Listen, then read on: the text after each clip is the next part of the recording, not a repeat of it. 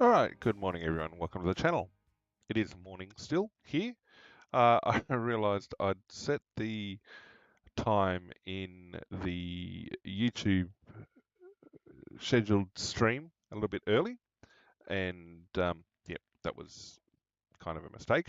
But I did get the timings correct for the messages that went out on social media. So yeah, if anyone was waiting on the YouTube video uh, stream, apologies. Everyone else should be about right though. All right, what do we got first? Let's bring ourselves in.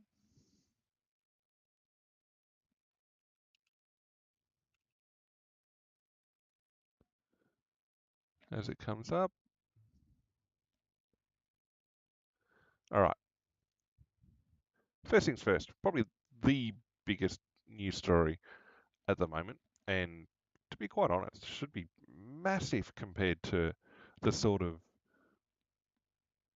pressures that people have put on peace in the Middle East in the past. It's surprising a little that it's getting the coverage that it is in terms of what is being said, not so much the fact that there is a peace agreement that's been agreed to in the first phase. That is, well, mostly being welcomed. The obviously negotiation for the remaining elements of the agreement, and so I think it's been a massive, massive, massive, massive, massive big step. And so we're going to have a quick look at the agreements at the moment. There's lots of celebration from people on the ground in Israel and Gaza, which seems fair enough. We'd expect at the moment, looking at what the articles are saying, that there's going to be a return of the hostages and their remains Monday or Tuesday next week, and that there's going to be additional, obviously, negotiation for the remaining steps.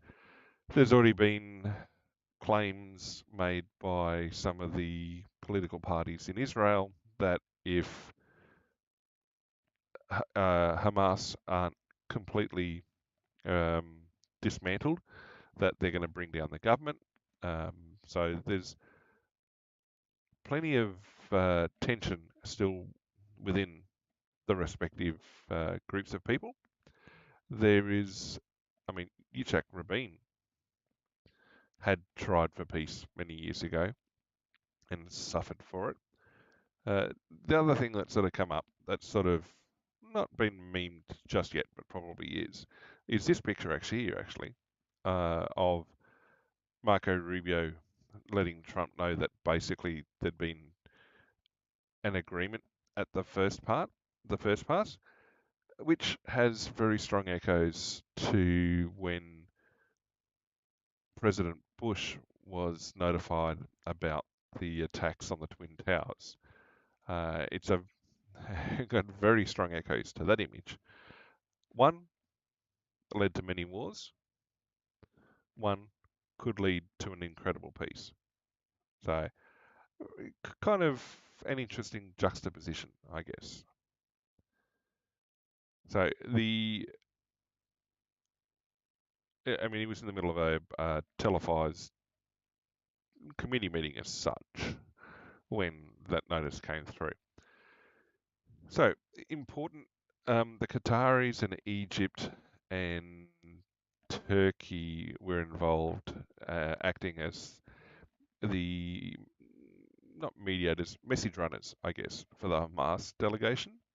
I don't know who was acting as the um, message runners for the Israelis, but after the initial list of options came out, and there was talk last week of them moving into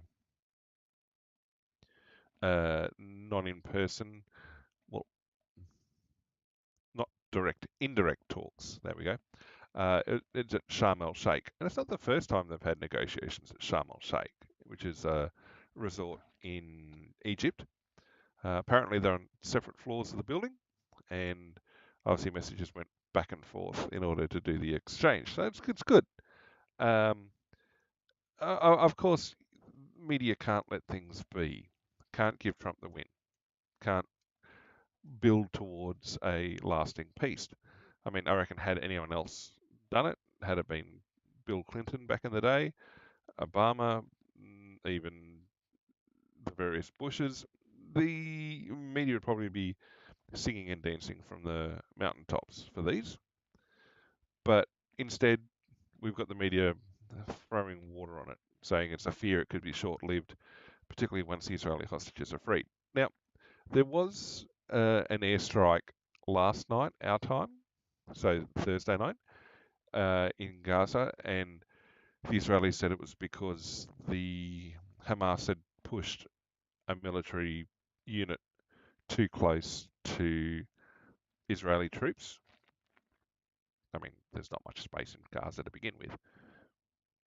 So the 72 hours, I don't know if that's 72 hours from now, but obviously those 20 points are going to be negotiated from here. I'm not sure at this stage from the articles how many of the initial points have been agreed to, but the big one is apparently Israel is going to pull back to that first line of withdrawal that was put up. So it's 53%, I think, that they're going to pull back from. Now, people say, oh, that's going to be a success, but Israel had previously completely withdrawn from Gaza. It only reoccupied post October 7, 2023. So it's not a unique situation for Israel not to be in Gaza. It had been that way for years. But yeah, I mean, a withdrawal is still important given where things have been. They've also apparently got to push through. I mean, they said details aren't yet to be revealed. I'm pretty sure the agreement that I've seen in other coverage is that it's to that first 53% line, and yet full details yet to come. Well, Hamas said it needed to be total and immediate. The staggered release is more realistic. It's more pragmatic, uh, and yeah, there needs to be obviously a back and forth. The Well, may still need to be. Well, I don't know. I think the agreement has a pretty good plan, and there's certainly pressure. And obviously, people are relieved on both sides. They obviously say, I mean, uh, it'll see. Now, there was, I don't know if it was this article. Yeah, Trump may have been key. Okay, so the article's already trying to dismiss the role Trump played, and that, oh no, it can't be given to him. Can't give him credit. Well, they didn't happen earlier, and people didn't have the courage to do it. So, yeah, they've got to have a dig at Trump, even though fundamentally nothing happened without him being there. One of the articles, I'm not sure if it's the SBS article here, this SBS article. Yep, there's obviously still plenty of questions about what's going on. Key out of those who are being released or meant to be released by Israel are all the women and children taken since 2023.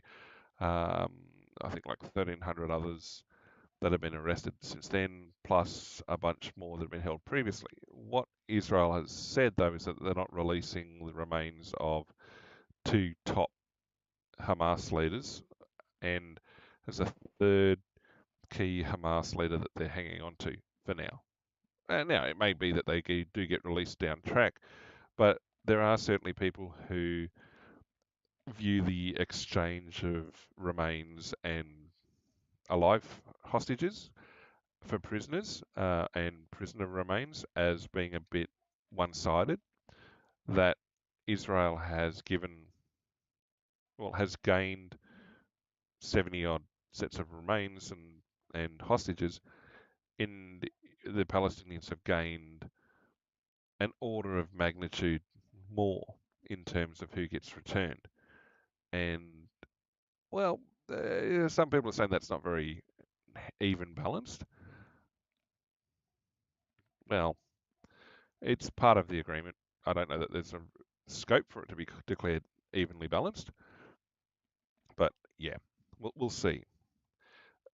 Still going to wait and see whether or not Hamas do agree to the path of being fully dismantled. Now, there's been stuff on social media, so it's a bit hard to verify, that suggested that there's been some factional fighting within Gaza between various Palestinian factions. Hamas the other week had executed publicly a handful of people that alleged were Israeli spies, and there are certain other, I don't know if you'd say they were tribal or linked to families as such, but certain other factions that have pushed back against Hamas a bit more than they'd been game to previously. So there may be power structures ready to move in if Hamas are fully dismantled. And there's also the question or the concern about whether Hamas will rebadge itself. People would go away and then come back as something different and reclaim power and fundamentally not make any difference in the long run. Maybe. That is all speculation, though, because well, we've got to still see what the outcomes are going to be. Um, yeah, Netanyahu certainly took pressure and did take a lot of heat for actions in the last, well, several weeks or so, and it did lead to it becoming, I guess, a bit more isolated. But we'll see where it goes. In fact, I don't think this article has it. It talks about um, the pressure of regional states on Hamas to agree to a deal and everything else, and when it happened. And I mean, some people are saying it's actually a Tony Blair deal. Some people are saying that um, other leaders had made similar sort of deals no one had agreed to, so Trump shouldn't get credited for it because these are the sort of decisions other people had made. It, well, you can say what you want, but if you weren't going to get people to buy in, then what's the point of saying you made that decision? I mean, ideas are cheap. It's implementation that's costly. So, yep, everyone's approved. I think no. All right. So there's not a lot of. It must be in another article somewhere that I saw and didn't add to the list. But where this apparently came from initially was on the sidelines at the UN General Assembly.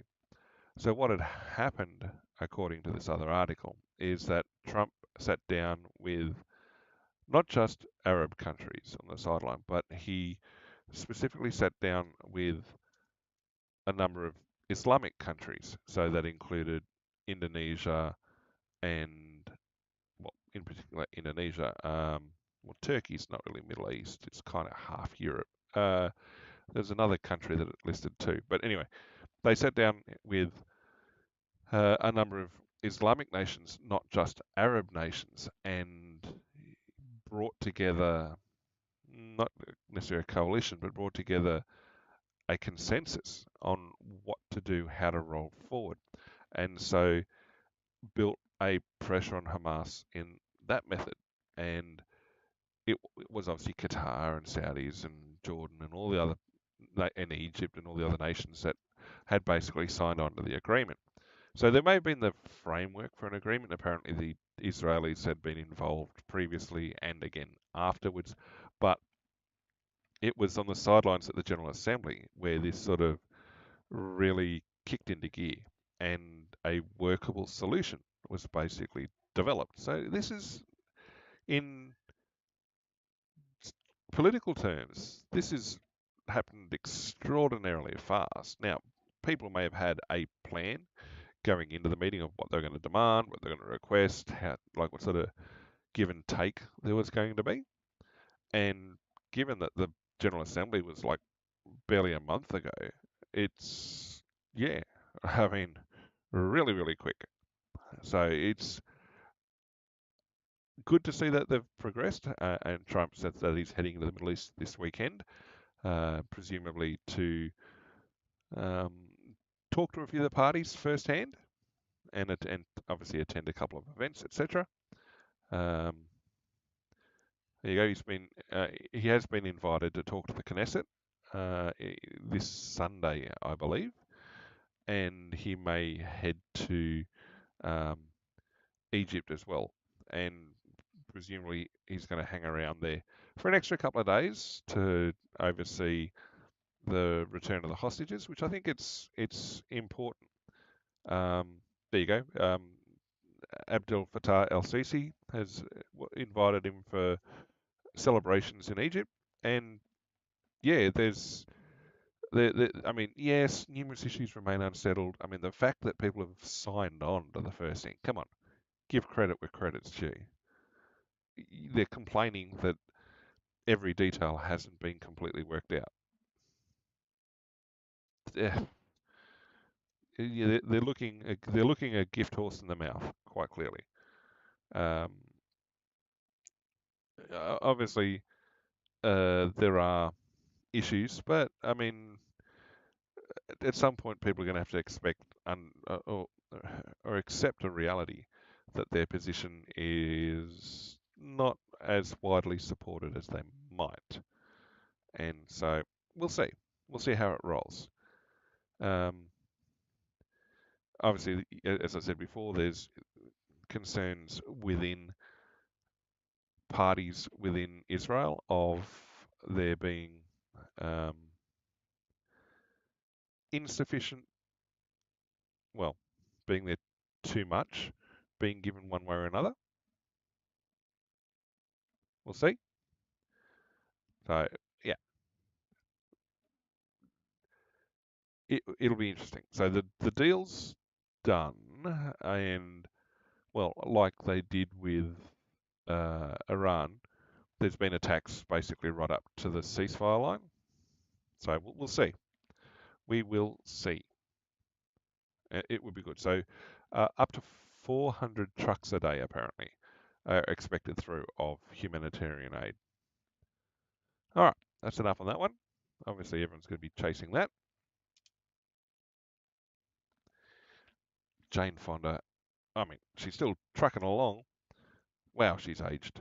Uh, this article came up, and it's kind of not necessarily to be expected. They're reviving a group that emerged during Hollywood's anti-communist panic. Well, having read some of the books written about what was going on at the time, I think there was a justifiable fear of a lot of uh, extreme ideology or far left ideology running rampant in some industries and some places. And obviously, some people felt that no, they were entitled to have those beliefs.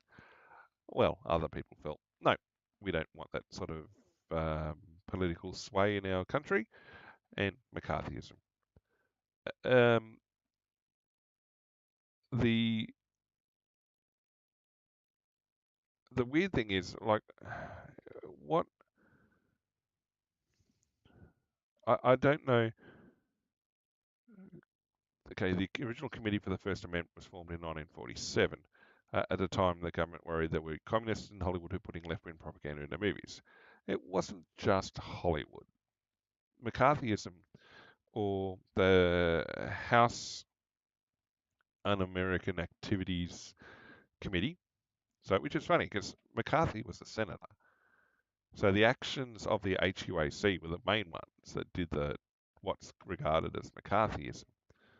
But that was the House of Congress, not the so that's the House, not the Senate.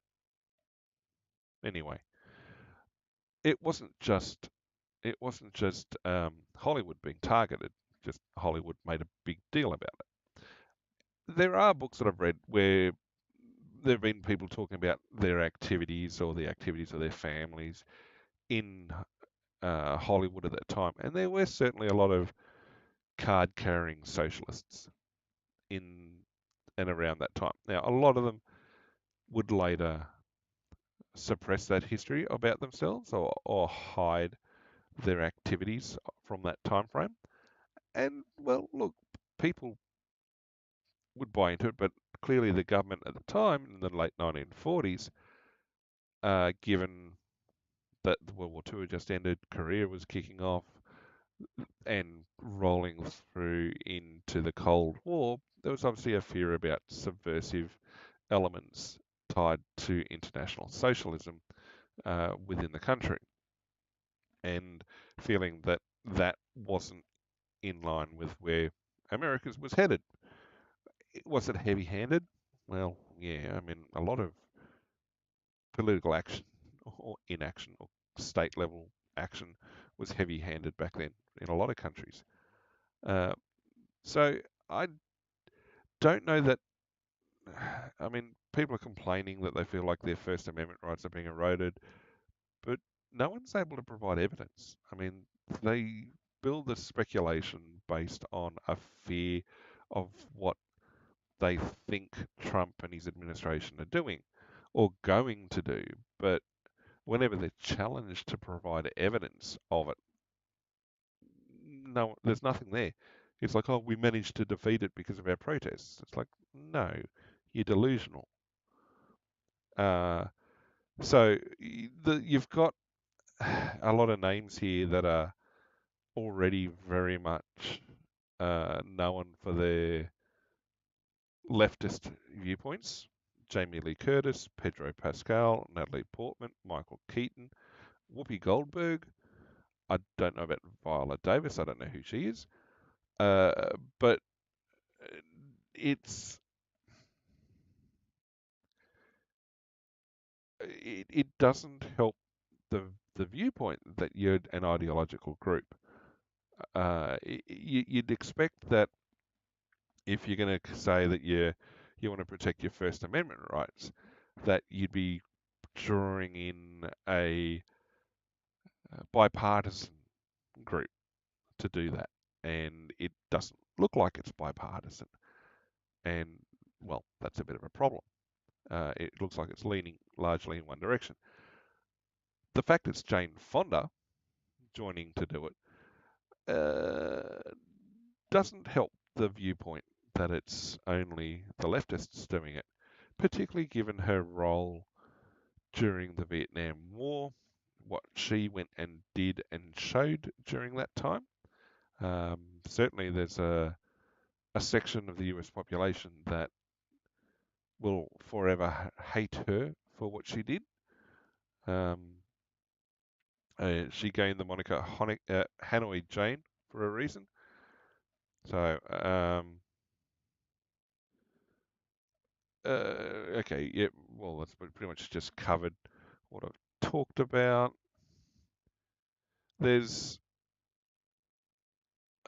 there was obviously a lot of jumping at shadows during the McCarthyism era, but at the same time, there was also a fairly legitimate concern about the political direction that a number of people were heading in, and whether that was then being used to influence the what the rest of the population got to see. And well, there were believed to be blacklistings and everything else. Uh, okay, they're prattling on about the McCarthyism. Okay, blah blah blah blah. Historic, historic, historic. Okay.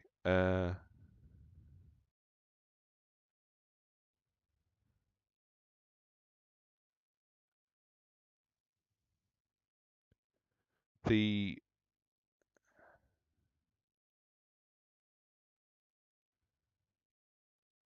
So there was a bit of blacklisting, etc. However, I'm just trying to find where it is. Um, okay, so yep, this author is the article's author is writing a book about progressive films and made during the years of McCarthyism. Okay, so quite clearly they've got an ideological bent on that, and so yeah, it's a bit sad. The timings, obviously, they're writing history. Okay, here we go. They're arguing that there was conservative repression at the time, and now here we go. There's parallels between the blacklist era and today. I don't know. I mean, looking at social media, looking at the reaction to when various actors and actresses and public figures have been cancelled for things they've said or done or their beliefs anywhere in the last 10 years, by and large, it's not leftists being cancelled or being blacklisted for things they've said or done. They've been the ones leading the charge on it and being and doing so with far more glee than any McCarthy era uh, blacklisting ever happened. And so, oh well, they're complaining about Trump administration trying to get comedians like Kimmel pulled off air, which is a misrepresentation of what happened. Now, they're going to draw the long bow that ABC slash Disney made the decision to pull him off air because they were afraid the FCC was going to block their sale slash purchase coming down the pipeline, and that the FCC was likely to have made that determination based on pressure from Trump or from the White House. So you're making a lot of allegations. You're drawing several steps of allegation to bring it back to something you can pin on the Trump administration when the decision to cancel, the decision to remove from air was made by the holding company, made by the company that employs him. And then you'll say people, well, it was implied pressure. It's like, well, you can't make a decision then point at shadows. It's a straw man argument, quite clearly. And whereas Roseanne got cancelled for things she said back during um, the Obama administration, Tim Allen was saw his shows cancelled um, ostensibly because of his beliefs, apparently. And they're just two examples off the top of the head. Now, the idea that there's labour organisation coming through, well, there's always been unions, I guess, in Hollywood. They may not be called unions. They're like the guilds, Writers Guild, um, the Screen Actors Guild. There is union. I mean, they see as the union, and it's pretty decent to make sure that there are labour protections for people in an industry famous for exploiting people, to make sure that people can have access to things like subsidised healthcare or health insurance, guaranteed pay rates for days of work for incidental and permanent work. All that sort of stuff is great. That's what organised labour is good for and is meant for. And the idea that now we're suddenly seeing a surge in labour organisation, I don't buy that for what's happening in Hollywood. It's notoriously had that, and largely because I guess the exploitation in the early days, still exploitation going on. It doesn't seem to protect people against abuses. I mean, the whole Me Too movement saw a lot of claims come out of Hollywood, and the unions and the guilds did nothing to protect the vulnerable when that was happening, or before that was happening. People just sort of had turned a blind eye to a lot of those things and said, "Oh no, no, no, this is just the way things are." There's the informal blacklisting if you didn't go along with the way things were. And so you've got strikes and stuff like that, and it's like, well, yep, they were clearly on the front lines of the strikes because that's their ideological bent. So it's I I don't know. I don't know where they see the evidence for this about restrictions on First Amendment rights. If anything, um, the Trump administration compared to the Biden administration has seen a relaxation of censorship, I guess, on social media and public media.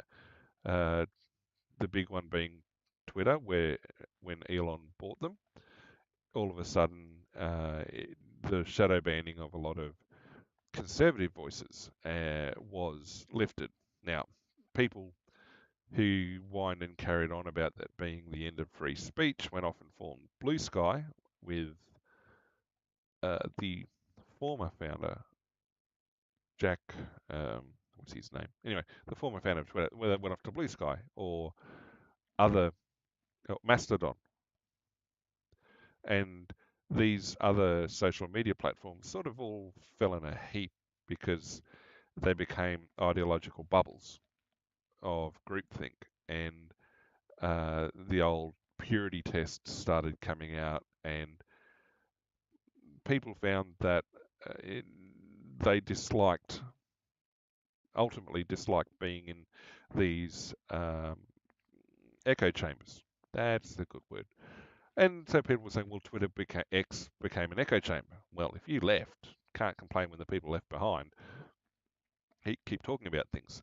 But the level of discourse or the balance of discourse on Twitter in particular, I don't know so much about Facebook and Insta and TikTok and the others, but Twitter was certainly one where there was a very clear suppression of speech before a certain time and a very clear different suppression of speech afterwards, where there is a fairly balanced level of discourse. If you go onto Twitter/X, yep, you'll get the feed shaped to your interactions, but there is plenty of discourse from all sides of politics on there, and I don't see a lot of or hear a lot of people claiming that they're being shadow banned, and generally the bans or shadow bans that are handed out have been for fairly legitimate reasons, for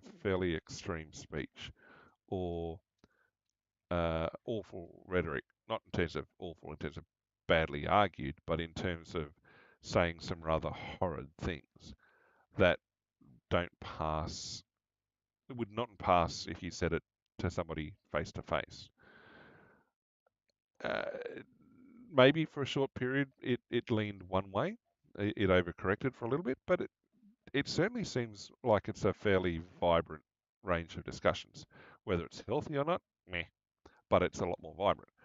I can't speak to some of the other platforms because I don't have as much experience looking at them, but there was obviously reporting that came out showing that suppression.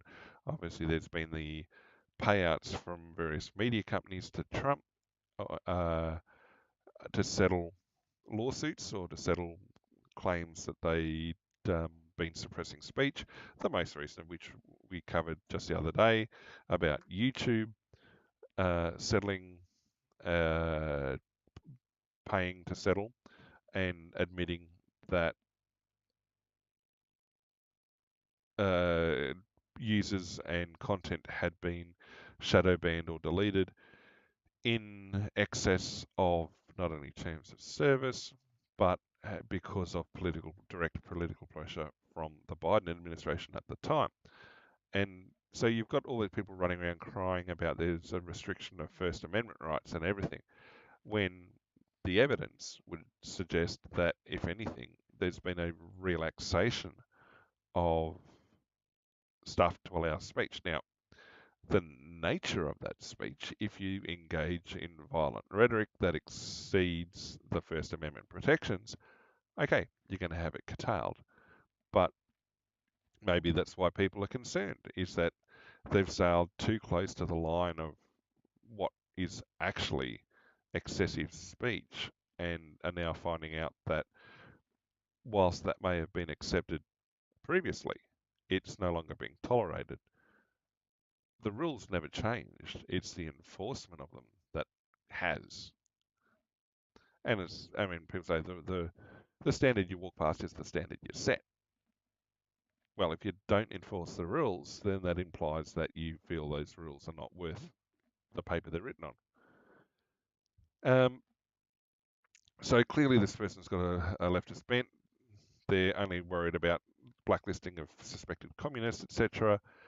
Uh, it's no, yeah, no. All right. Speaking of people on the left that can't talk to each other, France. Uh, whilst there's been pressure in the past with the current instability and inability for prime ministers to exist for very long at all, now there's pressure coming from even those on Macron's side. Now, Macron is actually seen as rather centrist in French politics. Well, I guess centrist compared to some of the groups out there. Uh, he's being pressured or given more pressure, uh, click, click, click, to ask him to resign or force him to resign. But the the outcome is going to be, well, I don't know that Macron wants to go to the polls. Um, I think if they're forced to go to an election again, be it presidential or parliamentary, uh, National Front, Marine Le Pen's group, is National Rally, sorry, is probably going to sweep the floor with um, the leftist parties. And the fact we've had 5 prime ministers since it's just it's hmm, it's indicative that the frustrations aren't just coming from those on the right side of French politics, it's also coming from the left and centrist. Uh, I don't know that he's got the 2% approval rating that we saw the Peruvian president had, but it doesn't sound like he's getting much progress on things. Uh, it's, yeah. Um, I don't know that it's a center. I mean, I don't know why they're saying that it's a center right coalition um, when the coalition that's maintaining power is left. They're not centrist, not by any stretch of the imagination, unless he's trying to um, rebalance a coalition more to the centre. Uh, well, it's only supported by a minority. Yeah, well, because the coalition majority, bare majority, is left socialist. So yeah, it's. I mean, why would the far right parties even bother to show up if the current effort has been led by? I mean, if you're talking of if they're saying far right, if and you saying that that's Marine Le Pen in so many words, there's no benefit to trying to make the current government stay. They went to a coordinated effort to exclude her and her party. Why why have they got any interest in anything other than watching the government fall? So 2027, they can't keep losing prime ministers like this. I mean, I did say in an earlier stream, sometimes the best government is an ineffective one, is one that's paralysed by internal strife or one that can't get anything passed because it leaves the people alone to do what they to get on with life. I don't know that 2027 is they're going to make it that far. Yeah, we could see elections. I mean, it's probably because they're not going to be able to maintain it. And well, Macron is barred. So they've got um, term limits. I yeah, I don't know who's going to come along to replace him. That's going to have the power or the ability to offset Marine Le Pen.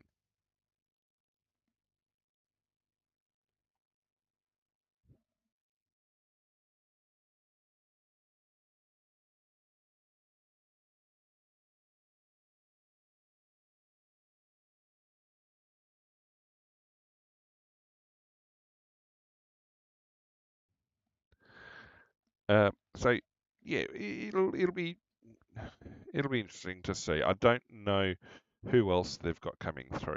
Mind you, I'm not hugely versed on French politics, but I really don't know what else they've got coming through. It's collapsing, collapsing, and they've also got problems in New Caledonia as well, and uh, yeah, another country that's swinging right. You've got, I mean, there's political problems in the UK as well. They're looking at the Reform Party, not just grabbing a big percentage of the vote, but actually being able to overcome the way the electorates and votes are structured and actually return a lot more seats the next election. You've got directions heading in Germany and the Netherlands. You had the Moldovan went EU wide, and I think there was a centre to centre left return there. Romania nearly made a hard right turn, but everyone complained, and that was overturned and revoted until they got the answer that certain people wanted. There was also uh, who had an election recently where it wasn't Moldova, Romania? No, it wasn't Romania. Um, Czech Republic had an election where the right party was returned. So there's a lot of direction in European politics where people are foregoing the previous progressivism, regressivism, that seemed to dominate for a while, which also then plays into support for Ukraine and all the other bits and pieces as well. I guess the stability of the EU as a whole. Um, I think I saw something just the other day saying Ursula von der Leyen had a vote of no confidence that she passed only recently. So, yeah, it'll be interesting to see how France succeeds. All right. I'll talk a little bit about some Australian defence news.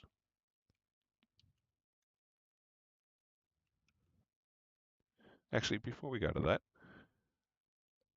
one thing from Russia, it's not Ukraine, it's actual Russia. Russia.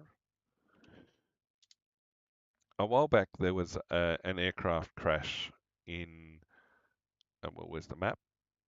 That crashed in Kazakhstan, Aktu. It was going from Baku to Grozny, or that was Baku to Grozny, and then diverted across the Caspian Sea and crashed in Aktau. It's now been admitted by Russia after after they've finished their investigation that it was because air defense missiles had hit it.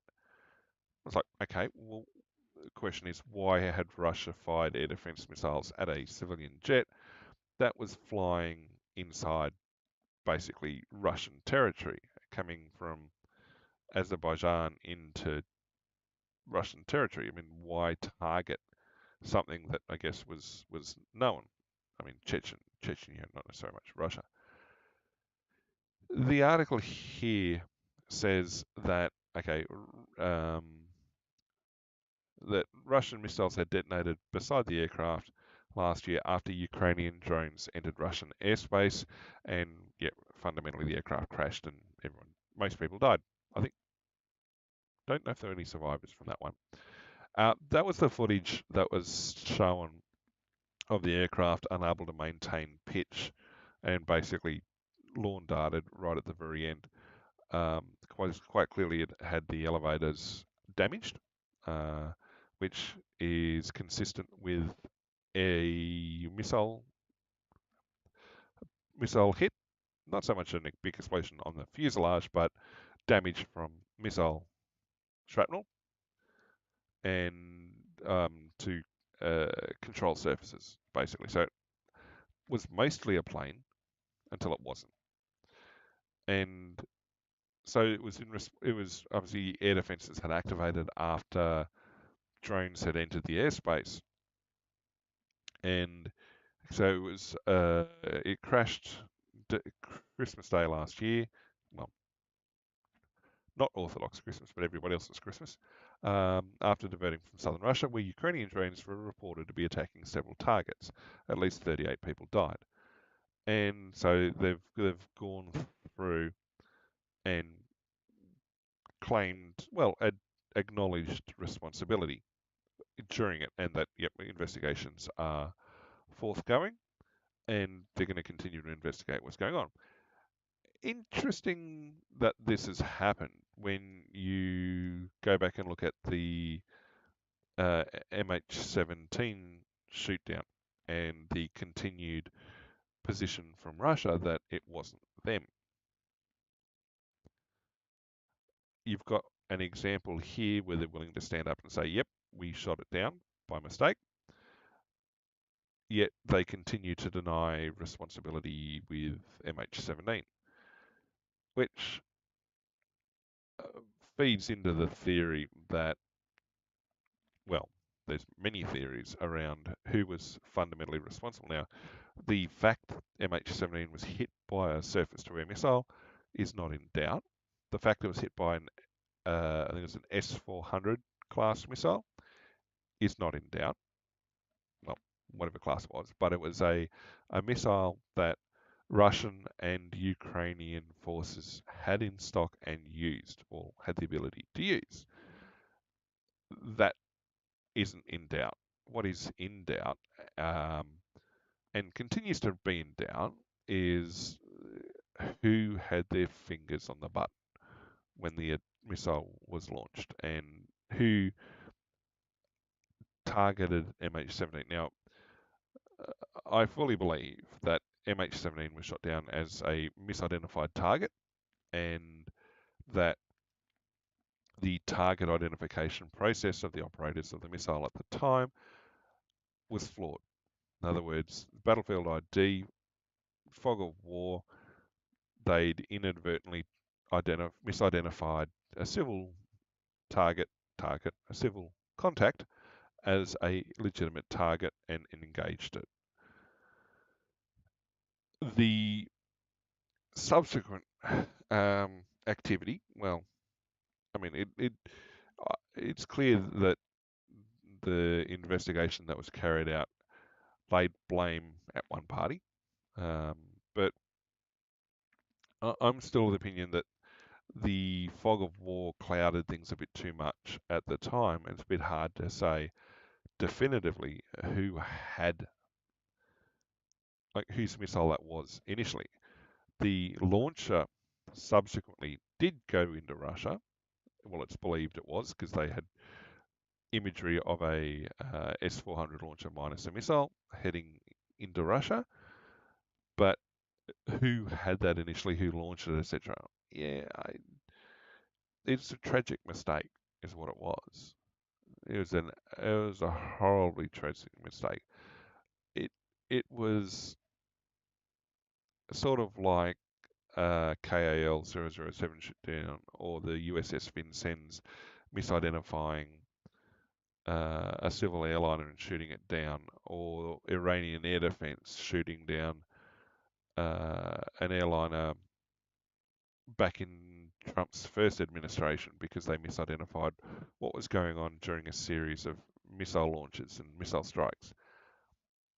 It unfortunately happens in battlefields, battle areas. So yeah, what stood out here was Russia saying, no, no, it was us. We did this, and says that it was a proximity explosion, not a direct hit. But yeah, hence the confusion initially by the crew what had happened because it was like right at the tail end. But yeah, it was amazing that it flew for so long after the attack, after the strike. Made it. Where's the diagram? A bit further down. Basically, from about here, I think is where they said the strike initially was.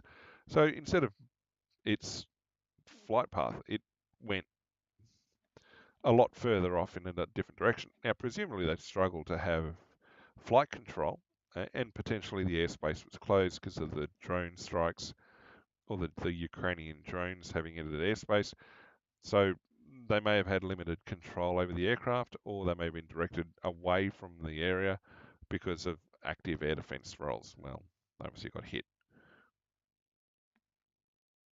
And uh, whilst the initial allegations that Russia was trying to cover things up, well, it's like, okay, they've come through and acknowledged that. So, yeah, kind of an interesting thing. And then you compare that to what else has gone on. Okay. Now we go back to Australian stuff. This this has a couple of different weights to it. There is a housing related issue, and then there is a defence and heritage issue. So this morning, this article pops up about a review into defence land holdings that had been done a couple of years ago and is now being publicised by the federal government. And apparently they'd sat on this for a while because it was deemed that it was going to upset a few people or have a bit of an impact. So, yep, they ordered a defence estate a couple of years ago and then sat on the results.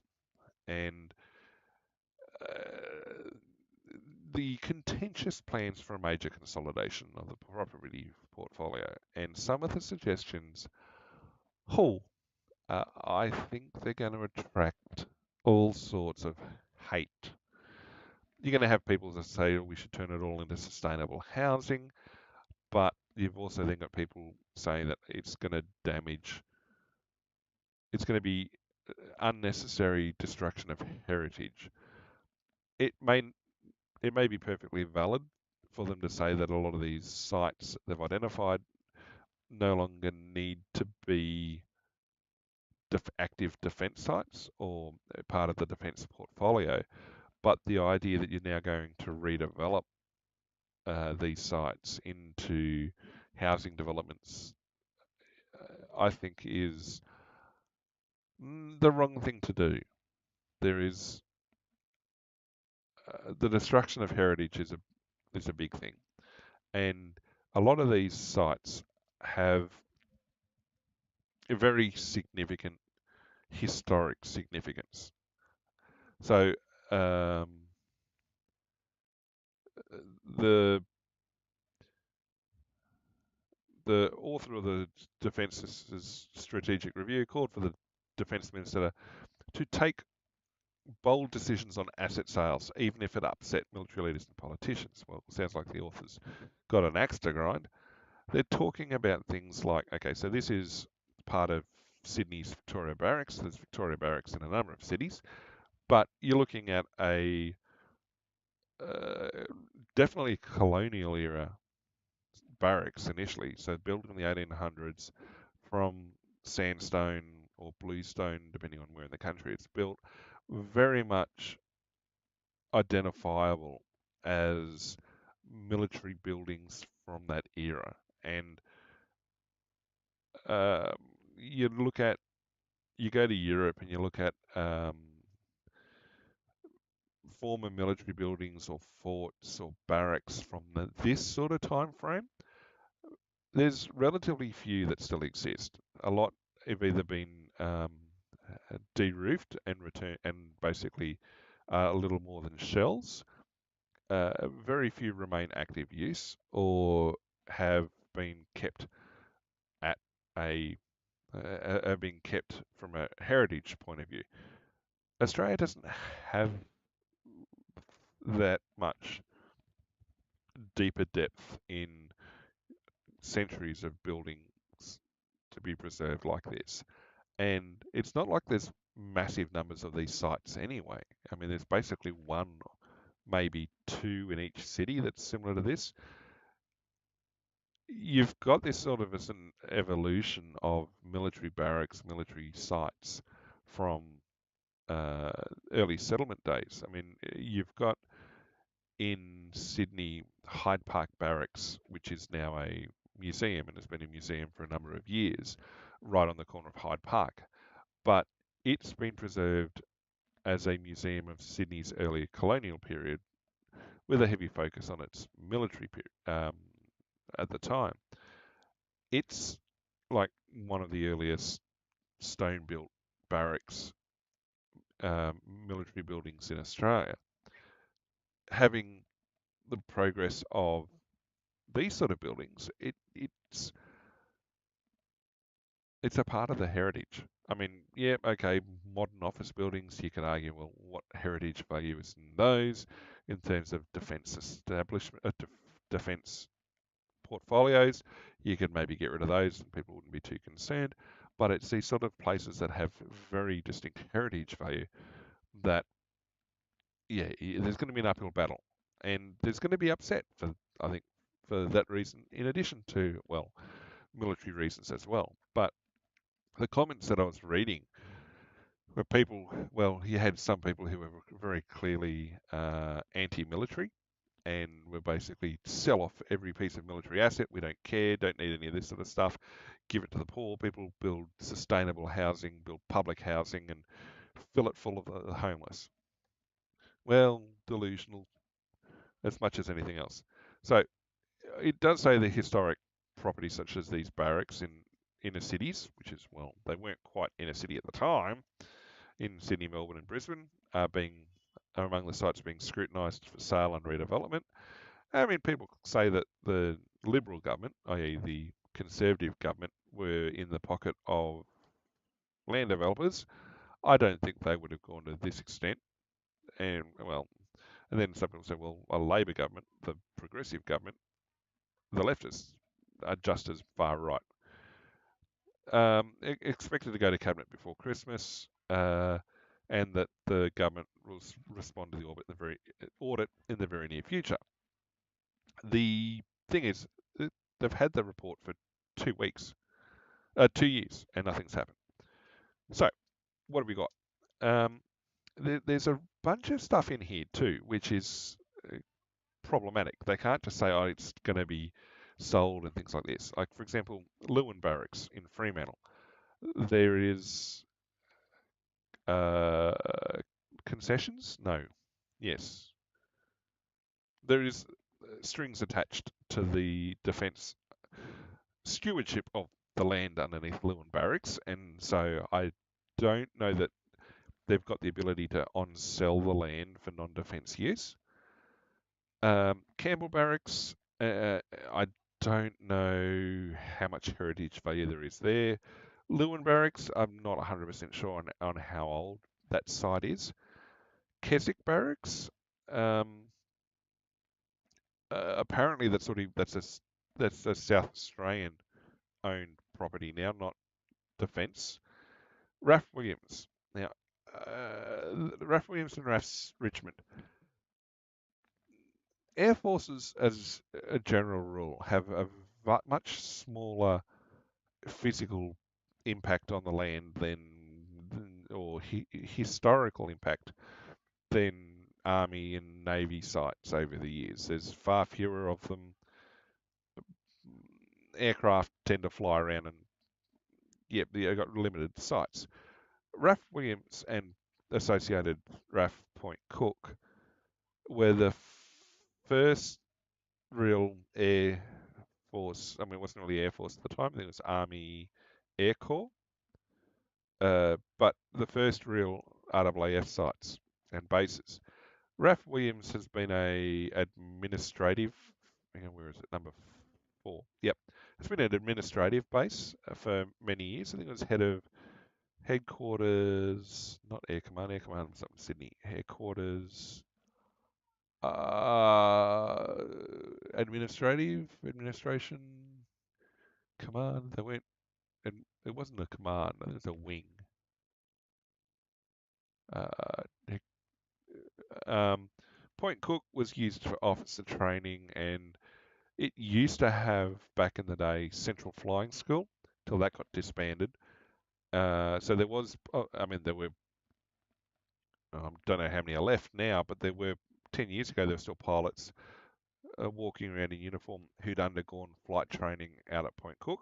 The main pilot, the 2FTS now is, well, 2FTS is over in Perth, but um, initial flight training as well is done up in Tamworth.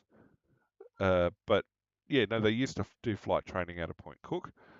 It's now the site of the Air Force Museum, but the rest of the site, I'm not 100% sure what it was, but it had still had buildings from the initial phase of development on the site. Uh, so from pre-World War II um, and onwards, which when you're talking about Air Force sites, particularly in Australia, it's ridiculously well, it's about as far back in terms of heritage as you can go. I mean, there are other sites, there are plenty of bases around air bases, particularly during World War II, that now ceased to exist. I mean, there was one out at Dubbo. I don't know whether that was if they flew out of there. I know there were navigation schools at Cootamundra and Sale. The Cootamundra base was completely destroyed. Uh, there were small ruins left, but basically they completely dismantled the base.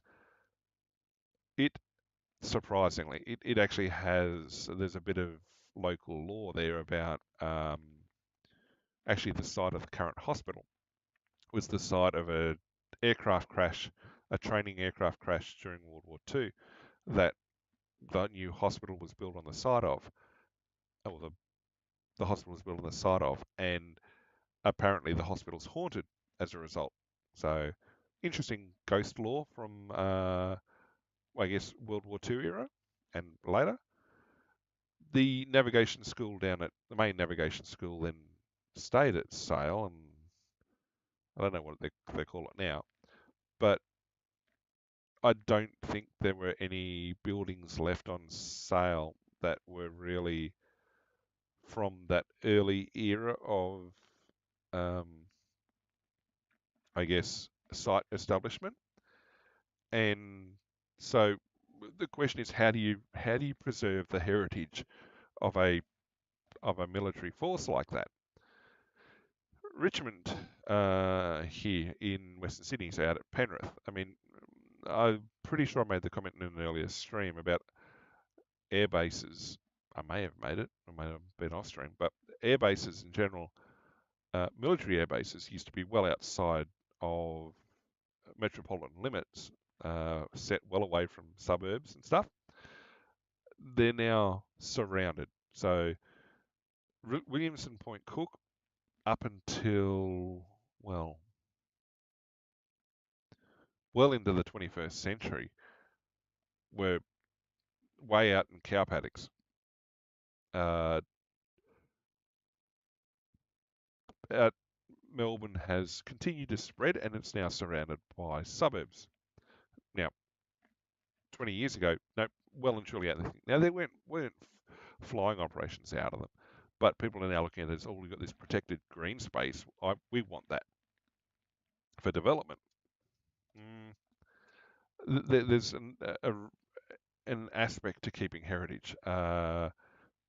Adelaide has Edinburgh, which has had development starting to press up against it for a number of years, but it's got industrial sites on a couple of sides, so it's not going to be as built out as other locations.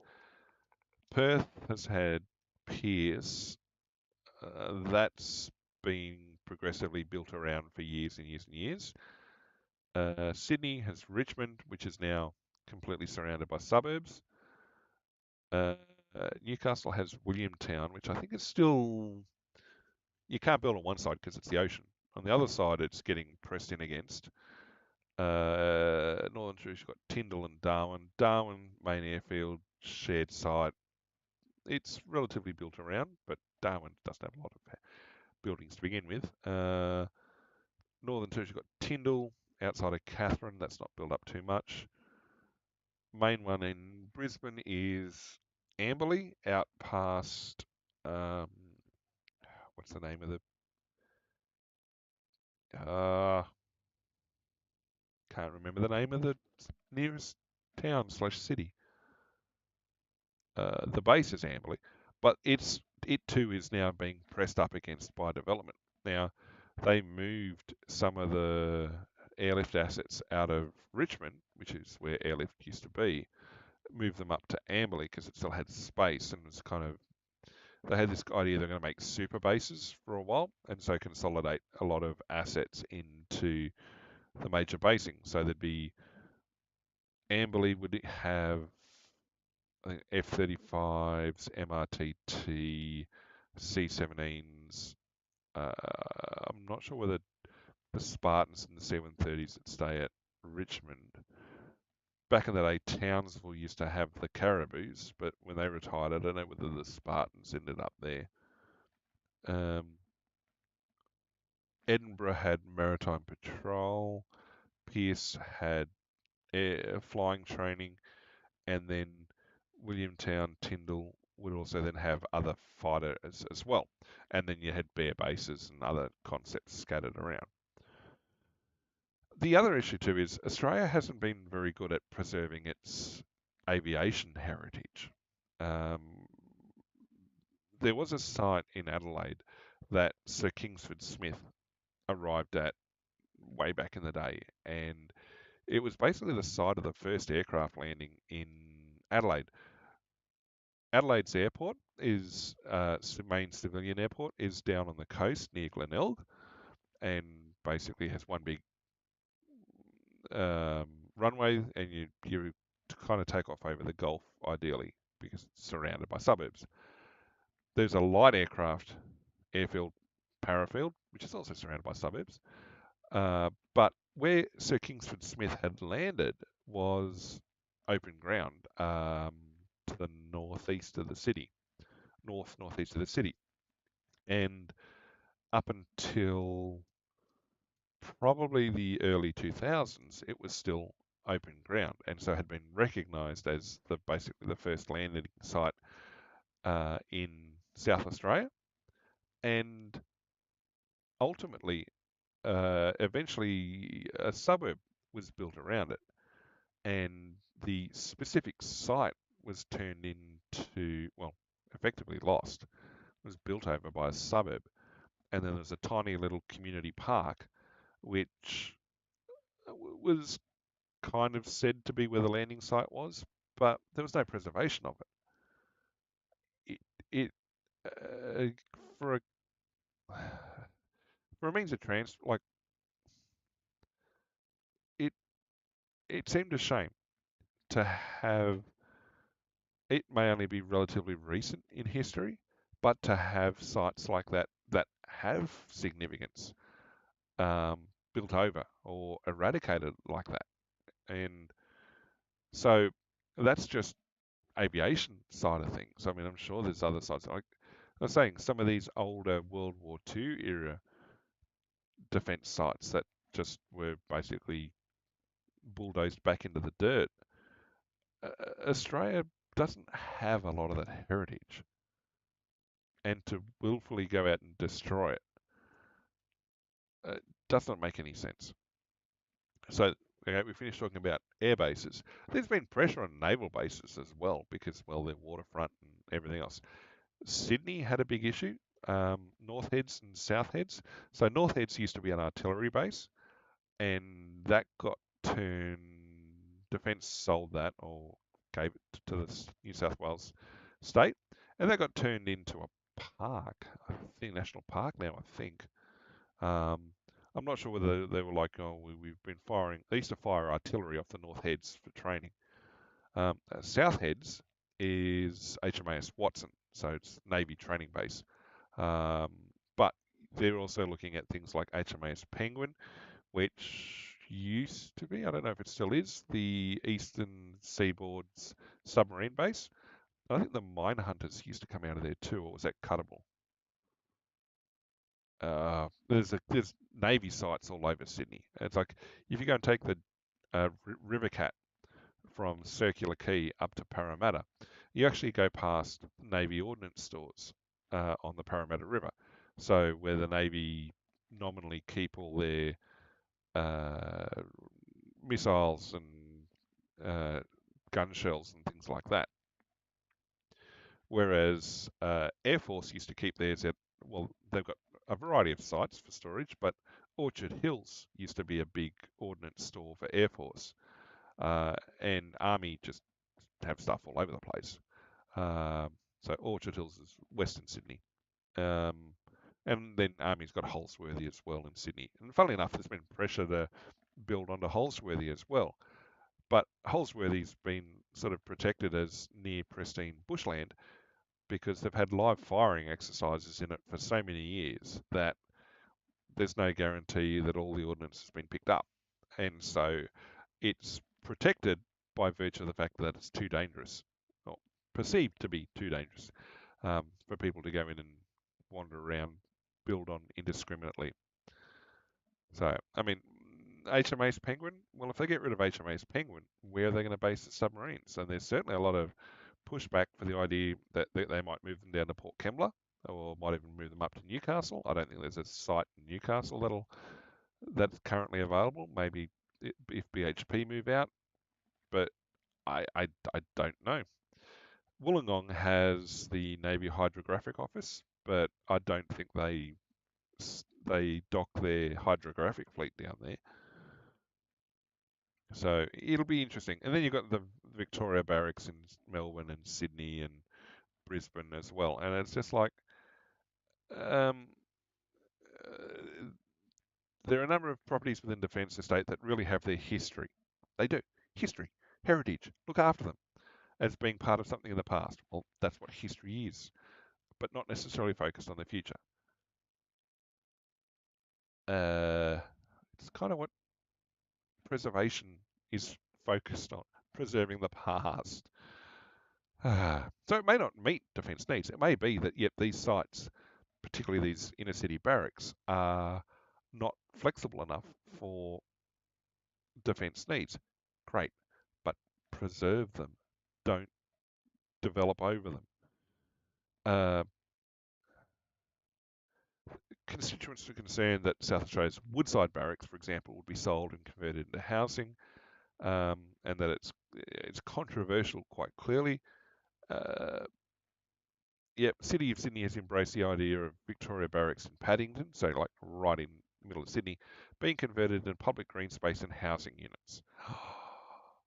I, yeah, a green space preserved as public as being public buildings, as in history, as in museums or whatever, not a problem. Keep the space. Preserve this military history. It's like some of the really old jails that Australia had, like for example, Goulburn Jail, um, Cooma Jail to an extent. I mean, there's jails in other states as well, but I know of those two that largely preserve the footprint that they had back when they were first built. And there's a heritage value, for example, even there, to preserving that era of justice facilities, of understanding the sort of conditions people were incarcerated in at the time. It helps us understand where we've been and where we want to go to in the future and whether we want to be like that. Eh. who's to say? So yeah, there's yeah, okay, fair enough. Whether it properly supports contemporary ADF, there's elements of it. For example, more than 1,000 owned and leased properties, golf courses. Yeah, I think a lot of those can probably be subsumed into other things. But the actual basing and barracks, training ranges and storage, I think people are going to have more of a complaint about those being rolled over. But yeah, the fact the government sat on it for a couple of years implies that there's a lot of um, there's going to be a lot of pushback to whatever ideas, and yeah, yeah. So yeah, Sydney's Victoria Barracks has been in use since 1848. Yeah, you can move the military out, but it it's worth the heritage value alone. And so, public submissions on how it can be used if it's divested. Oh, yeah. And yep, former Army general says sell off everything else, keep Army heritage. There's yeah, I mean Anglesey Barracks in Hobart in use since 1814.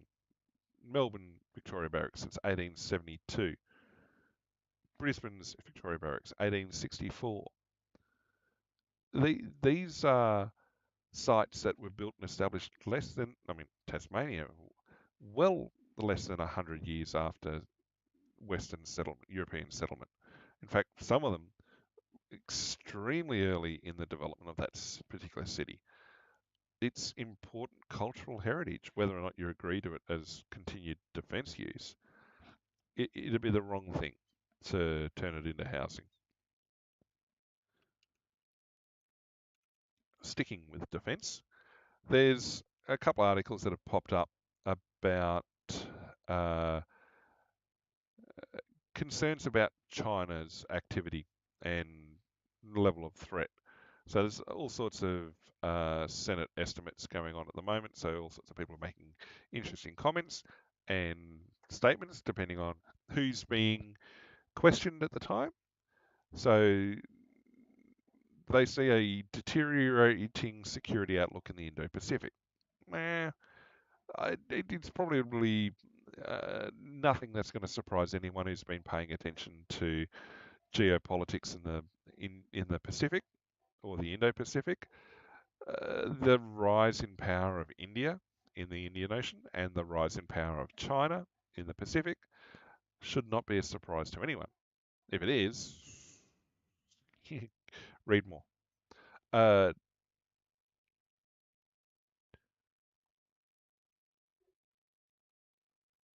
Yeah, the live fire event in the Tasman Sea, we've talked about that before. Disruption to civil air traffic. Yeah, okay. There's about what's legal and what's professional, what's courteous, and what, um, uh, yeah, different purviews on it. Yes, they were entirely permitted to do what they did where they did it. It just would have been courteous to have notified civilian air traffic ahead of time that this was being planned so that they could make sure they stayed clear of the area.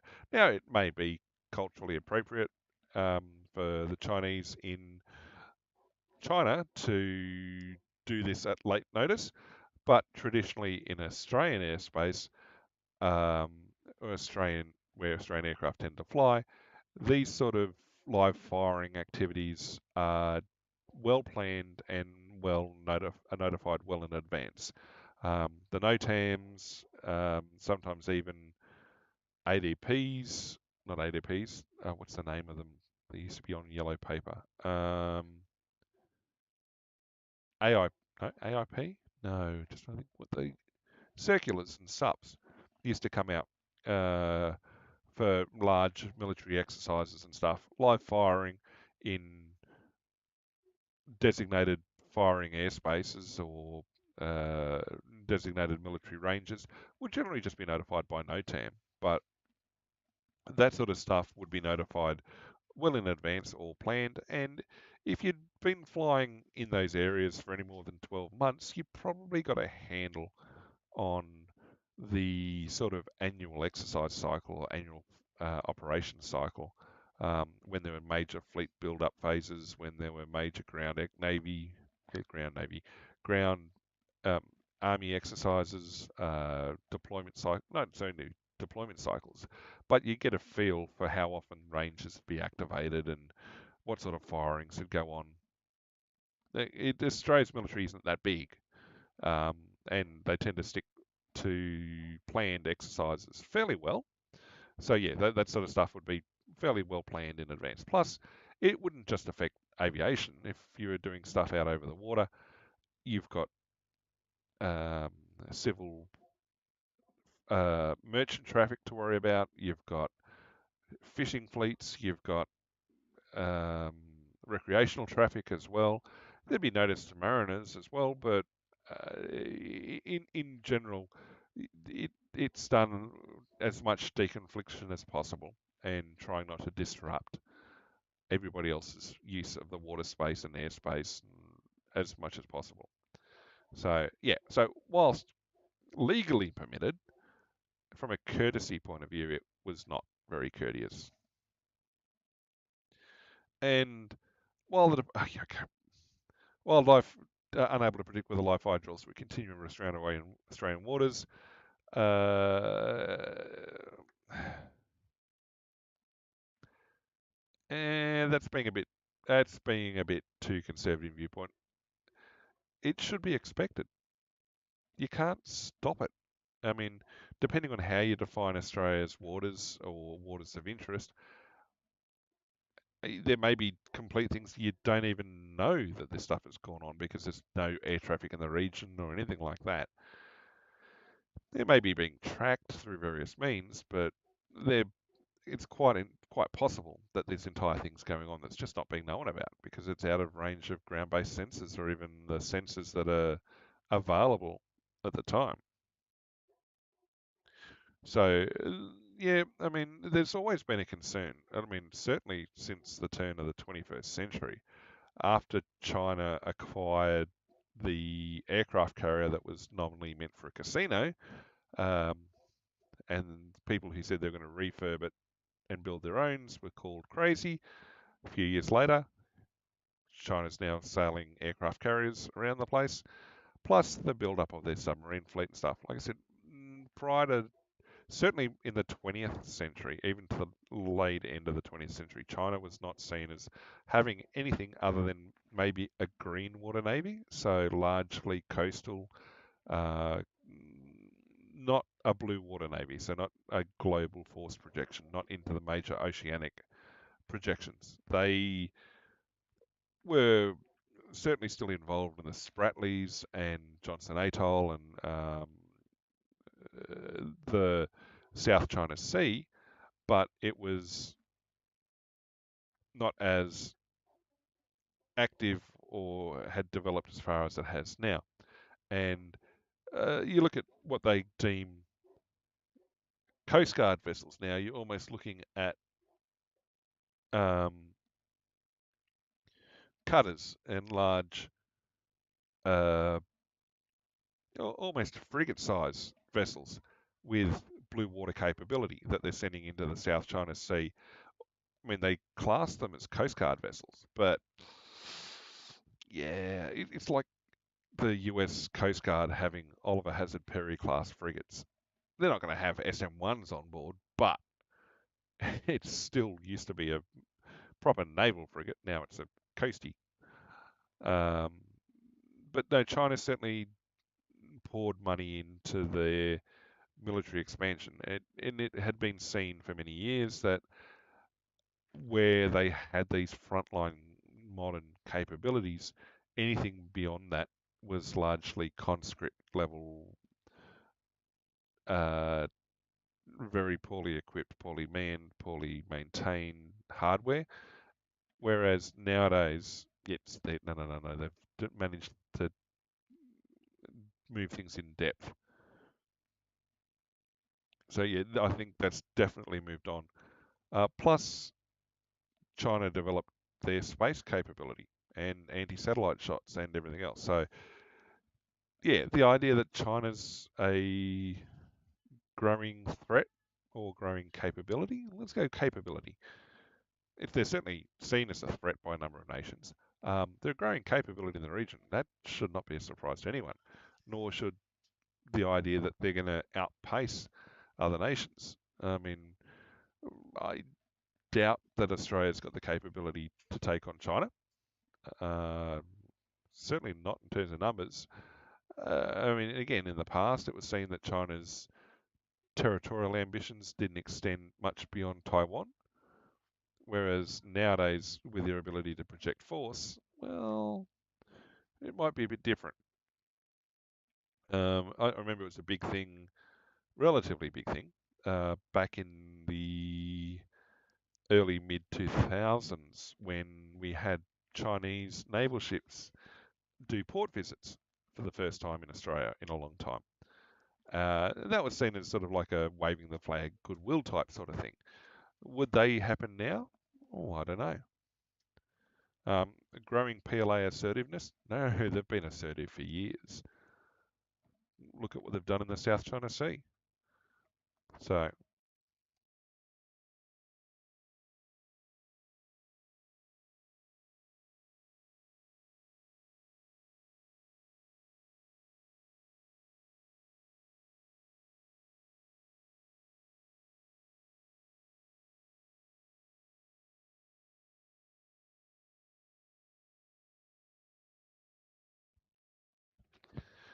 yeah, so PLA assertiveness, yeah, expected. Um, yeah, grey zone harassment. Yeah, China knows how to toe the line. Well, push the line. And then again, so does the US and everybody else. Uh, is there going to be increased likelihood of interaction? Well, yeah, probably. You also look at the soft power that China's pushing through the Pacific and, well, everywhere they think they can have reach. It's going to be interesting. Primary risk was a confrontation between US and China. I don't know.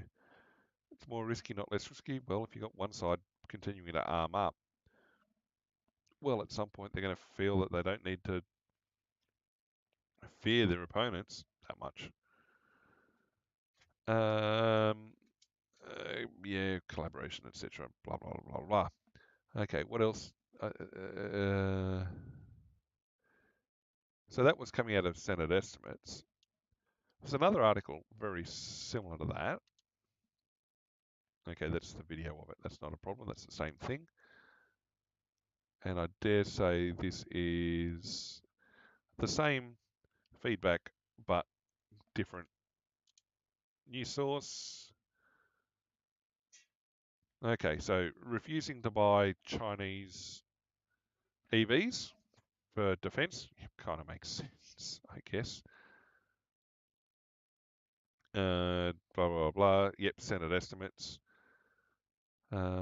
Questioning threats. Uptake of EVs. Yep, not buying Chinese ones necessarily. No requirement to purchase Chinese-made vehicles. Interesting to see. So for Australian military decorations and whatnot, the fruit salad Australians wear or don't wear, the one you look for is this red and white striped one with black borders on it. That is I think they call it Australian Defence Medal. It's basically the lowest precedence honour that an Australian service member will get in terms of Australian honours and awards. So anything below that, so to the right or below, will be a foreign award. So in this case, this gentleman's got this brigadier general has got a NATO medal, blue and white stripe there. So that's 30 days in Afghanistan during um, the Afghanistan conflict. That those two, one of them's I think Papua New Guinea time. They're like these are all either foreign awards or subservient. He's got um, Parramatta Medal, so long service medal. Operational service medals, active service medal. That is not. Don't know if that's a gallantry award or um, the naval admiral back here has NATO medal, Australian Defence Medal, long service medal, uh, Iraq campaign medal, operations service medal. I think that's Legion of Merit, and then he's got a CSC above that. This Army gentleman here has an Order of Australia, maybe an AM, maybe more likely an AO. CSC, okay, we'll go back here. Yep, ADM, Long Service Medal. I'm not sure what those do. One of those is potentially the Civil Support Medal. Like there was an operational medal given out for defence, defence, the defence support to the civil community, defence something or other civil community. Basically, the Brisbane floods a number of years ago and the fires around that same time frame. There were medals handed out for that. Um, he's got a couple of. That's the. Is that his Iraq medal? I think that is. No, not Iraq. Iraq was Sandia. Hmm. Is that the operational service medal? I think I'd have to go and look at the things again. But that's a CSC. That would be. I don't know. Don't recognise it. Yeah. So it's you can kind of tell uh, a bit of service history from that, and that's a meritorious unit citation with star in the middle, and indicates that he received. He was at the unit at the time when they undertook the actions that they received the citation for, and so he's entitled to continue wearing it after he's left the unit as well. And he's got his operational readiness badge, and that looks like the commando's badge as well. So he's army and parachute brevet as well. So presumably former commando at some point. All right. Anyway, sidetrack there. All right. Climate change concern, fair enough. Uh, the Senator noticed that the 2023 Defence Strategic Review mentioned China 9 times, but climate change and climate events 17 times. Now, that's not necessarily a bad thing, depending on how you interpret. I've not read the 2023 Defence Strategic Review, but the idea that there are going to be global conflicts as geostrategic, potentially even military interaction based on climatic events is not anything new. I mean, it was being talked about again at the back at the turn of the century that there were going to be potentially water wars. People sort of looking more into Africa for things like that, or potentially, I mean, the big one is China, India, Pakistan, and Bangladesh, where China is believed to be considering damming one of the major headwaters coming out of the Tibetan Plateau that then flows down through India and Bangladesh, and I think also through Pakistan as well. But the problem is the terrain at the moment is believed to be too difficult to build a dam in and block the valleys that way. But you've got, well, over 1 billion people, maybe close to 2 billion people dependent on that water coming down through their nations. And if you have China then able to arbitrarily block that, and China doesn't have the population in the region that needs that water like that, you can imagine the worry that those downstream nations have if China is able to effectively dam the rivers. dam that water supply. Uh, yeah, I can't see. Well, I can see it potentially becoming a conflict. It certainly seems like one of the more realistic proposed conflicts. We'll see. I mean, Egypt's getting concerned about a dam being built on the upper reaches of the Nile. That's not part of Egypt because it allows other nations to control the flow and things like that. So, yeah, I mean, there's resource wars as well. I mean, there've been resource wars in the past. Access to, well, fresh water is a big one.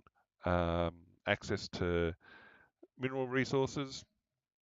It's I mean, you could go back to World War II and cite Germany's Lebensraum. People have fought wars for living space for many, many, many, many years. So, yeah, climatic and other demands, yeah, not a surprise. Is it more important than or more significant than the perceived threat of China because it's now a major regional power and pushing for major global power militarily? I don't know. 2023, maybe. So yeah, it's moving on. I certainly got question on handling of sexual, like there's concerns for things happening within defence about ongoing behavioural and professionalism issues. I'll skip past that because there's been royal commissions in the past. It it's not that great. And then this was a bit funny, not funny. Uh, the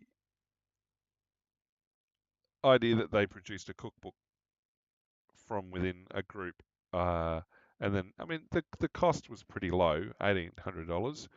It's actually pretty decent for 150 books, but the priority of creating a cookbook, office cookbook for Harmony Week, okay, $1,800. That's almost petty cash.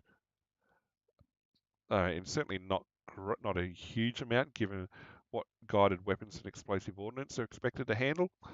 Um, it in terms of if you're going to promote Harmony Day, if you're going to do things like that, I I I can see why the Senate is like, what the hell do you think you're doing?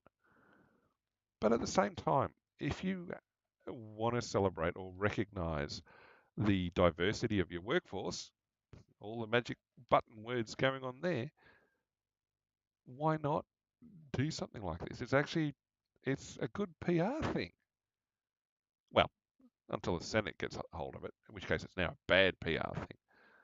But to share recipes from your ethnic background or that have come to your families and things like that, it's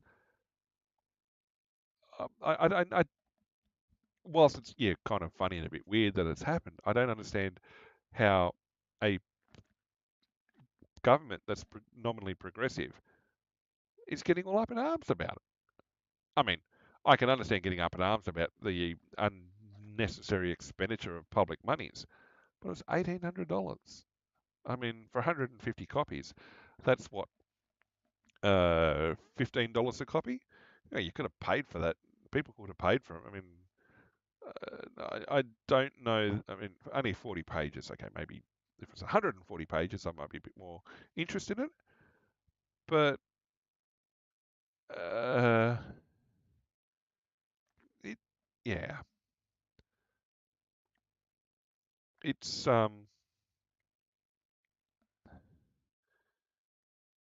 yeah. Anyway, things are basically just a slightly different look on the same thing. And yeah, Senate estimates. It's a thing where well, people who sit in front of it get grilled. It's actually pretty decent in terms of oversight, in terms of Australian politics. Um, a lot of big news has come out of Senate estimates in the past, where people. I'm not 100% sure about the how compelled you are to attend, if you've been summoned to attend or like you've been directed to attend. I don't 100% know about the legality, like whether it's a similar thing to, say, the US, where you're um, summoned in front of Congress and you can be jailed for lying to them or anything like that. I or held in contempt or anything like that. I don't know, but it seems to be the case that, well, the committee can hold your feet to the fire quite well, and they do. All right. What else do we have? We talked about all of that. We talked about that. Um, I guess there's a couple of things. There's a bit of an argument at the moment about. All right. Bit of an argument at the moment about. Come on. There we go. Okay. Bit of an argument at the moment about the use of AI in generating reports and things like this. I didn't load the article, but there was an article this morning from the Bank of England, I think, that suggests or implies we're in an AI bubble. It has all the hallmarks of an investment bubble, like the internet bubble or the dot-com bubble of the early thousands. Um, that there isn't the return being received. There's a lot of money going in, but not much coming back out, or not the value that's being seen. And so they're concerned it's obviously overheated. Now, some people criticise and say, well, that's because the UK doesn't have any AI industry as such. Eh, it also sort of raises questions about what people expect AI to be able to do. The fact it's pretty much just a big chatbot that can go and it's a search engine chatbot.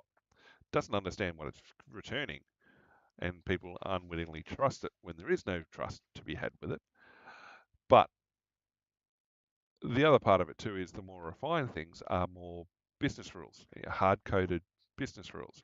And that's been the case for, well, at least a couple of decades in software dev, that hard coding a business rule into a software doesn't make it AI or smart.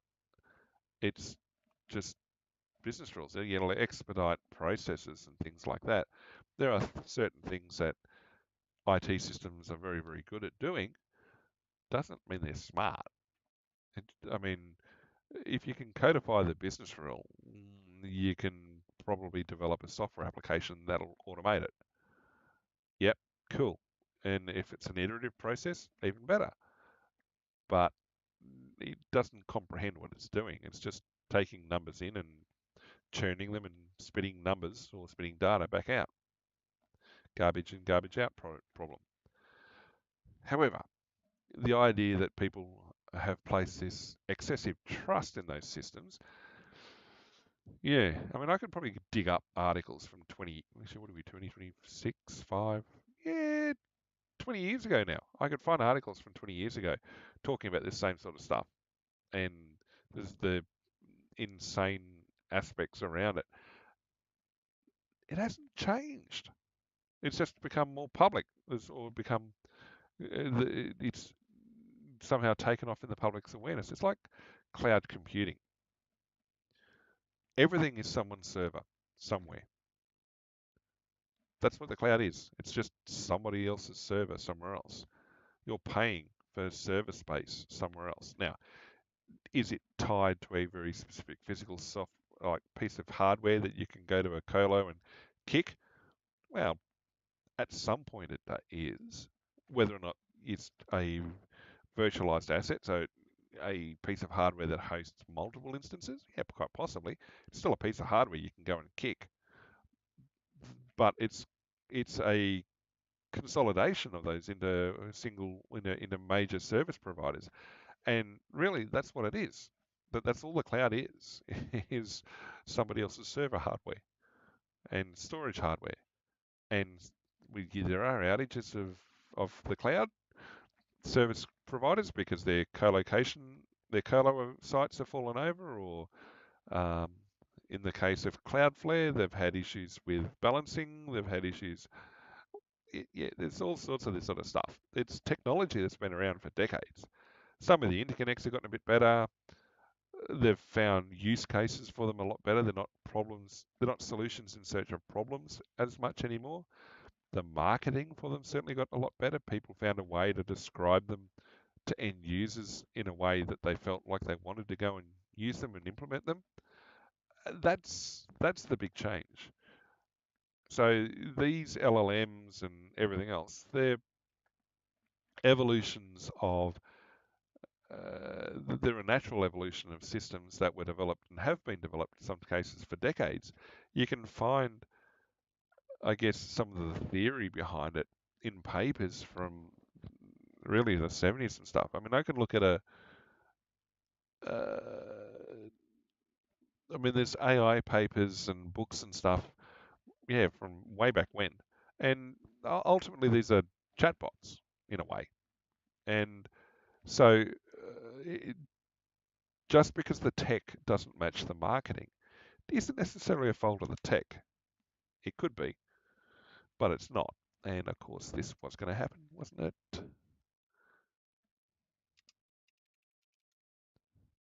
I knew that had happened. It didn't happen until close to the end.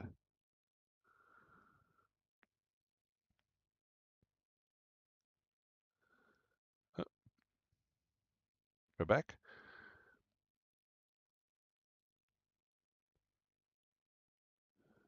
Right. So it's a case of yeah, if people buying into the marketing and the marketing being wrong. Bit like, I guess, the whole what's a gigabyte? How do you define a gigabyte?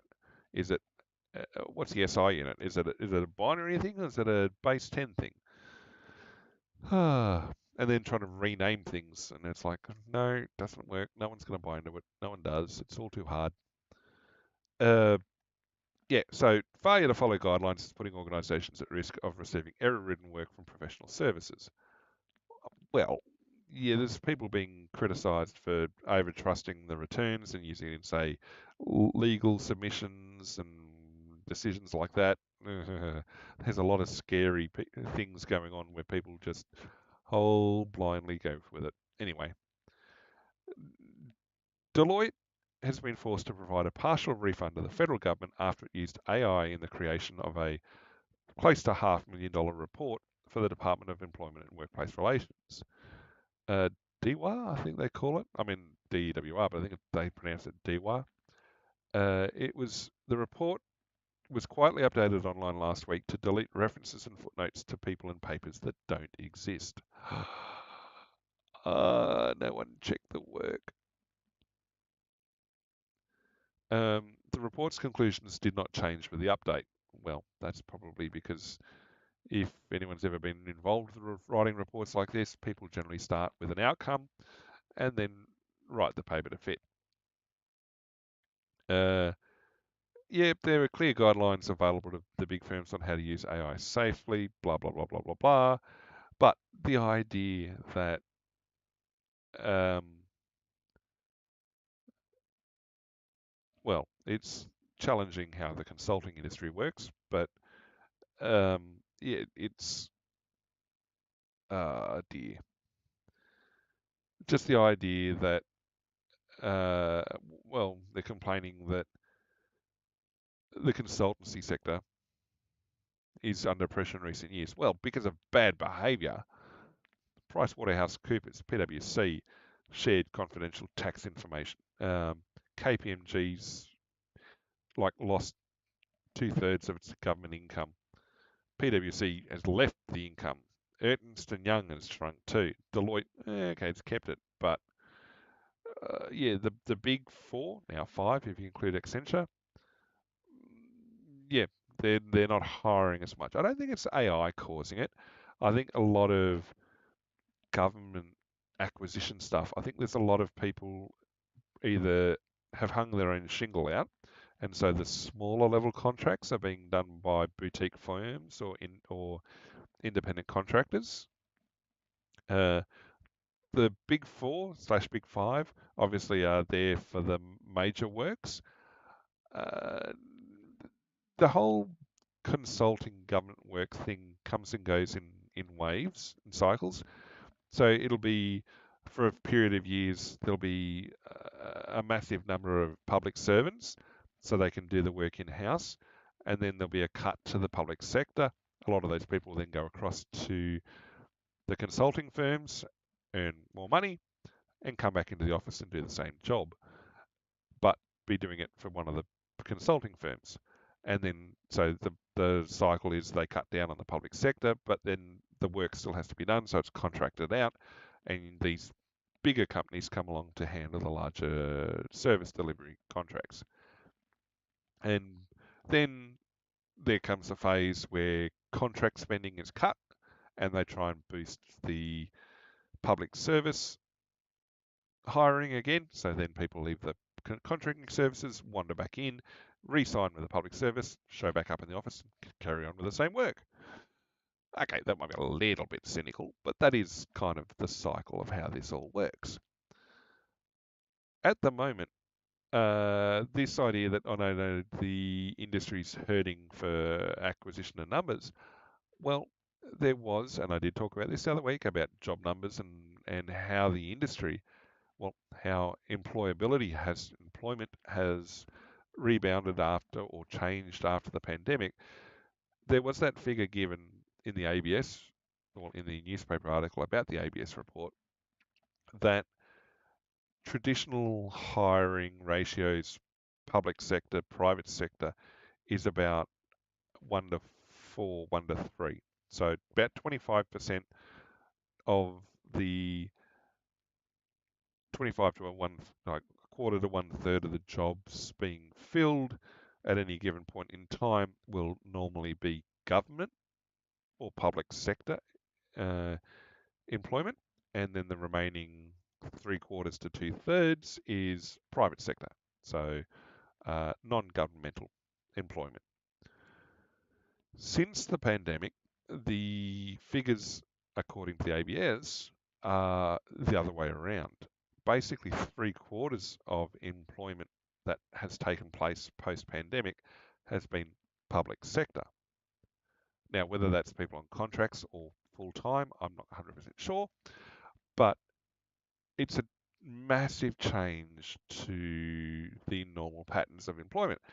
Now, that has flow-on effects for places like the ACT, where you have a very, very large of your large section, large percentage of your employee. Let me start that again. Like the ACT, where a very large percentage of employees work in the public sector because it's basically filled with government agencies. And then even the non-governmental employment sector is heavily dependent on those public service employees being around. So when there's an axe to go through the public sector, you'd expect places like the ACT to fear it more than other places. And the portability of jobs may not be as great because, well, you're now competing with a lot more people who also received the cut at the same time. Yeah. Anyway, so the fact we've had a over-representative amount of employment in the public sector and the uh, a decline in the job ads for the consulting firms, okay, I mean, it could just be a cyclical thing, a part of the normal cycle. It sounds a bit more than that at the moment, but it could just be a normal cycle thing. It's not AI or anything. Everyone's using it and doing it, but it'll be, yeah, give it 2 or 3 years, maybe, yeah, by 2030, another 5 years, we should see that cycle shift again. I think the last big cut, I mean, obviously the pandemic changed the cycle timings as well. 2010, 2012, 20, hang on, 12, 13, 14, 15. Yeah, it's about 10 years since the last big set of axe swings went through contractors. And not all government agencies did it at the same time. Oh, actually, did they? No, there was. I mean, they're all within a couple of years of each other.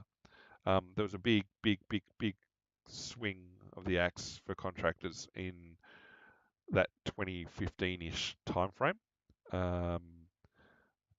It's 10 years later. Yeah, I, I think they had a bit of an upswing. Now it's going downswing again. We'll see. See what comes up next in the next 5 years or so. And of course, the behaviour of the consulting firms didn't help. And funnily enough, when you talk about organisations involved with gender pay imbalance, it was these major consulting firms where it's found some of the worst examples existed of people on different pay for the same work. Yeah. So, yeah, I mean, people like to hate on the consulting firms. They see them as a waste of space. What else have we got? I think that's it for today. It is. Yeah, no, there's a couple other things, but I think they can carry over, or we're not going to cover them. It's been pretty much 2 hours. That's pretty good. We'll drop over in the chat, close things out, and see what's coming up next. Put some tunes up. Okay, thank you to everyone coming out today. Regulars, first timers, chatters, lurkers, no matter what one of the channels you are on, thank you very much for being here. All right, what do we have next? We have got next stream is tonight. We are going to be trying to, hoping to, I'm not 100% sure we'll get there. We'll be streaming, continuing our Prince of Persia Warrior Within run on our second playthrough. Nearly got all the artwork chests, and then it'll just be speedrunning the rest of it as fast as possible to clear the higher difficulties so we can move on to the next game in sequence. Then next stream after that will be tomorrow, Subnautica, and then Sunday, Subnautica as well. There is the giveaway, don't forget that, on our Discord. If you want to head over there, find the giveaway channel, head in there, you'll find a blue button, click the blue button, and you'll automatically get the draw. That gets drawn before Sunday's stream every week. This week it is a copy of Persona 5 Royal. So good luck to everybody for that. Monday night we are streaming Extreme Exorcism, as it's still Spooktober. And then next Wednesday back to Pillars of Eternity and continue on with that. And we'll have a couple of Just Chatting streams at various points as well. If you want to keep on top of the schedule of things, the best bet is to follow the socials, mainly Twitter and Insta. I send a message out on both of those before each stream, indicating what, where, when. Once you've hung around the channels or my content long enough, you'll get a pretty good feel for when I stream. My gaming streams are pretty much set. The one variation is my Just Chatting streams, how frequently I put those out. But otherwise, now it's not good night, it's good afternoon, good day here for me. We will see you all again next stream.